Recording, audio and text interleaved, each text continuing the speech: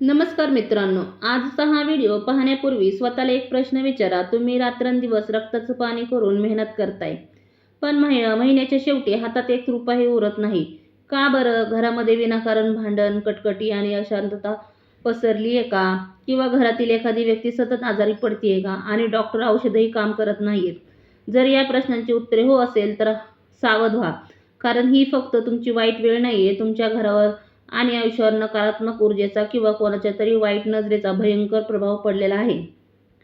पण घाबरू नका. आज मी तुम्हाला आपल्या प्राचीन तंत्रशास्त्र आणि ज्योतिषशास्त्रातील शनिवारचा असा एकमेव आणि महाशक्तिशाली उपाय सांगणार आहे, ज्यासाठी तुम्हाला फक्त या दोनच गोष्टी हव्या आहेत.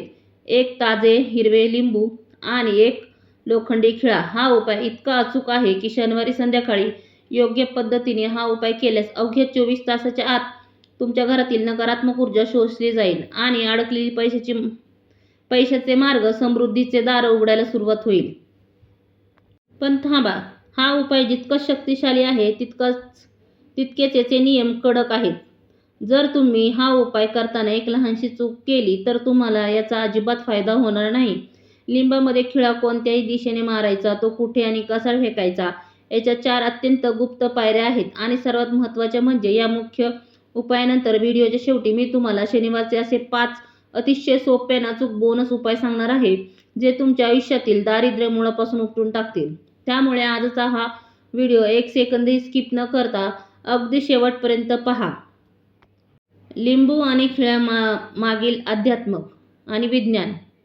मित्रांनो, सर्वात आधी आपण हे समजून घेऊया की शनिवारी लोखंड आणि लिंबू याचा आपसात काय संबंध आहे. लोखंड म्हणजे खिळा. लोखंड हा धातू शनिदेवताचा अत्यंत प्रिय धातू मानला जातो. शास्त्रानुसार लोखंडामध्ये असा पाचच्या वातावरणातील वाईट लहरी आणि नकारात्मक शक्ती शोषून घेण्याची अद्भुत क्षमता असते. लिंबामधील आंबट आणि तिखट रस हा नकारात्मक शक्तीचा नायनाट करतो. लिंबू हे ऊर्जेचे संतुलन राखण्यासाठी निसर्गाने दिलेले वरदान आहे. जेव्हा आपण शनिवारी संध्याकाळी लोखंडी खिळा आणि लिंबामध्ये आरपार टोचतो, तेव्हा खिळा घरातील सर्व वाईट नजर आणि नकारात्मक खेचून घेतो आणि लिंबू त्याला कायमचे तिथंच नष्ट करून टाकतो. म्हणूनच हा उपायाला 100% परिणामकारक उपाय मानले जाते. हा उपाय करण्यासाठी तुम्हाला बाजारातून जास्त काही आणायची गरज नाही. खालील वस्तू शनिवारी दुपारच आणून ठेवा. ताजे लिंबू. लिंबू स्वच्छ असावे, त्यावर कोणताही डाग, किडा किंवा ते कापलेले नसावे.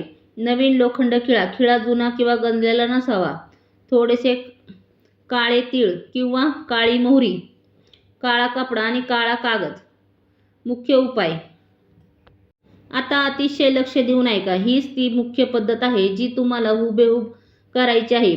तर चला तर आपण बघूया उपाय कसा करायचा आहे. हा उपाय शनिवारी सूर्यास्तानंतरच, म्हणजे संध्याकाळी 6:30 ते 8:30च्या दरम्यान प्रदोष काळातच करायचा आहे. पूजा आणि मंत्रोच्चार. घरातील शांत ठिकाणी बसा. तुमचे तोंड पूर्वेकडे किंवा उत्तरेकडे असावे. उजव्या हातात लिंबू धरून डोळे मिटा आणि तुमच्या घरातील समस्यांचा विचार करा. आता ओम शनैश्चर्य नम या मंत्राचा 11 वेळा जप करा. खिळा टोचणे. तर आता खिळा कसा टोचायचा? आता तो नवीन लोखंडी खिळा लिंबाच्या अगदी मध्यभागी आरपार टाका.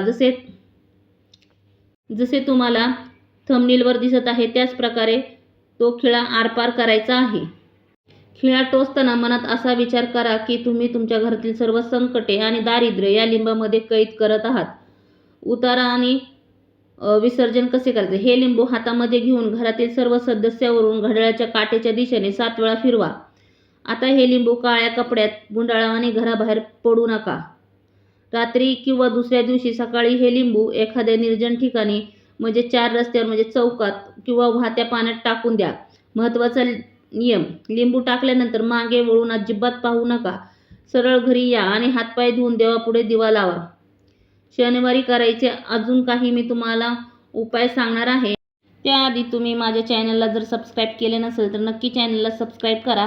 कुठल्याही क्षणी तुम्हाला व्हिडिओ एकदम वाटला की खरंच उपयोग आहे तर नक्की आपल्या व्हिडिओला एक लाईक करा. तर हे आहे शनिवारचा उपाय, महाउपाय आहे. तुम्ही नक्की हा लिंबूचा उपाय करा आणि आपल्या घरातली नकारात्मक शक्ती सगळी बाहेर काढून टाका. तर चला तर आता ते तुम्हाला अतिशय महत्त्वाचे आणि छोटे छोटे जे शनिवारी तुम्ही सहजपणे करू शकता. आणि सगळ्यांचे वेगवेगळे समस्या असतात, त्या सगळ्यांच्या वेगवेगळ्या समस्यावर वेगवेगळे नियम आहेत आणि वेगवेगळे उपाय आहेत तेही आपण जाणून घेऊया. चला तर व्हिडिओ कुठेही स्किप करू नका. व्हिडिओ नक्की शेवटपर्यंत बघा. तुम्हाला खूप उपयुक्त आणि सकारात्मक अशी माहिती भेटणार आहे. शनिवारचे करायचे 5 अतिशय सोपे आणि शक्तिशाली म्हणजे बोनसचे उपाय मी तुम्हाला सांगते. मित्रांनो, लिंबू खिळ्याच्या मुख्य उपायासोबतच जर तुम्ही शनिवारच्या दिवशी खालील 5 सोपे उपाय केले तर तुमच्या आयुष्यात पैशाची आणि सुखाची कधी कमतरता भासणार नाही. उपाय पहिला, मोहरीच्या तेलाचा दिवा. आर्थिक अडचणीवर शनिवारी संध्याकाळी पिंपळाच्या झाडाखाली मोहरीच्या तेलाचा चौमुखी दिवा लावावा. त्या दिव्यात एक लोखंडी नाणे किंवा 2 काळे तीळ टाका. त्यामुळे शनिदेव अत्यंत प्रसन्न होतात आणि कर्जातून मुक्ती मिळते. ज्याच्या डोक्यावर लाखोंचं किंवा हजारोंचं कर्ज असेल त्यांनी नक्की आवर्जून हा उपाय केला पाहिजे मोहरीच्या तेलांचा. आता उपाय नंबर 2, काळ्या कुत्र्याला भाकरी.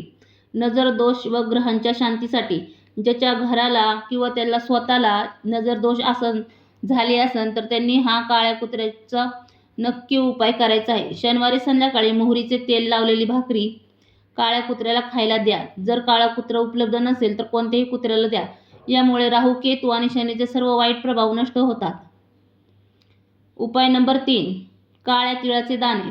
आजारपण दूर करण्यासाठी कितीही डॉक्टर केले, कितीही गोळ्या औषधे घेतल्या पण आजार काही बरं होत नाही तर ह्याच्या मागं नकारात्मक शक्ती असू शकते. त्यासाठी तुम्ही हे काळ्या तिळाचे दाण्यांचा उपयोग नक्की केला पाहिजे. जर तुमच्या घरात कोणी सतत आजारी राहत असेल तर शनिवारी तांब्याच्या पात्रात पाणी घेऊन त्यात थोडे काळे तीळ टाका आणि ते पाणी शिवपिंडीवर वाहा. आजारपणातून लवकर आराम मिळेल. उपाय नंबर 4, मारुती स्तोत्र किंवा हनुमान चालीसा. भीती व शत्रुपीडेसाठी शनिवारी संध्याकाळी हनुमान मंदिरात जाऊन चमेलीच्या तेलाचा दिवा लावा आणि बसून 3 वेळा हनुमान चालीसा किंवा मारुती स्तोत्राचं पाठण करा. शनिदेव मारुतींच्या भक्तांना कधीही त्रास देत नाहीत. त्यासाठी हा उपाय खूपच उपयुक्त आहे. उपाय क्रमांक 5, काळा धागा. कामातील अडथळे दूर करण्यासाठी एखादं तुम्ही काम घेता पण काही ना काही अडथळे येत राहतात. होणारे कामं अचानक बंद होतात. त्यासाठी तुम्ही हा उपाय नक्की आवर्जून केला पाहिजे. जर तुमचे कामे शेवटच्या क्षणी अडकतात असतील तर शनिवारी संध्याकाळी शनिदेवाच्या किंवा हनुमानाच्या पायाचे सिंदूर म्हणजे हनुमानच्या मंदिरात जाऊन हनुमानाच्या पायात जे सिंदूर पडलेले असते ते सिंदूर एका काळ्या धाग्याला लावा आणि तो धागा तुमच्या उजव्या हाताच्या मनगटावर किंवा गळ्यात बांधा. हा आहे उपाय. नक्की तुम्ही तुमच्या कामात जर अडथळे येत असेल तर हा उपाय नक्की 100% तुम्हाला फायदेमंद होणार आहे. नक्की करून बघा. उपाय करताना टाळायच्या काही गंभीर चुका आहेत पण उपाय करताना एकदम चांगल्या मनाने, स्वच्छ मनाने उपाय करायचे आहेत. तर तुम्ही कुठल्या चुका करू नये हे तुम्हाला सांगते. शनिवारच्या दिवशी घरात मांस, मद्य किंवा दारूचे सेवन करू नका. शनिवारी घरात नवीन लोखंडी वस्तू किंवा तेल विकत आणू नका. उपाय करायचा खिळा आधीच आणून ठेवा. जो तुम्हाला मी पहिल्यांदा उपाय सांगितला होता नवीन खिळ्याचा तो तुम्ही शुक्रवारीच आणून ठेवायचा आहे. शनिवारी तो विकत घ्यायचा नाही. कोणाचेही वाईट किंवा नुकसान व्हावे या उद्देशाने हा उपाय करू नका. म्हणजे कोणाचेही वाईट चितू नका, कोणाला वाईट बोलू नका आणि कोणाचे वाईट विचारही मनात आणू नका. उपाय करताना तुम्ही तुमच्या घरासाठी, तुमच्या स्वतःच्या चांगल्यापणासाठी तो उपाय करत आहात. ते सकारात्मक ऊर्जा स्वतःमध्ये संचार होऊ द्या. उपाय करताना मध्येच मोबाईलवर बोलू नका किंवा कोणाशीही गप्पा मारू नका. मनामध्ये पूर्ण श्रद्धा आणि सकारात्मकता ठेवा. मित्रांनो, श्रद्धेने आणि निष्ठेने केलेले हे उपाय नक्कीच तुमचे आयुष्य बदलू शकतात.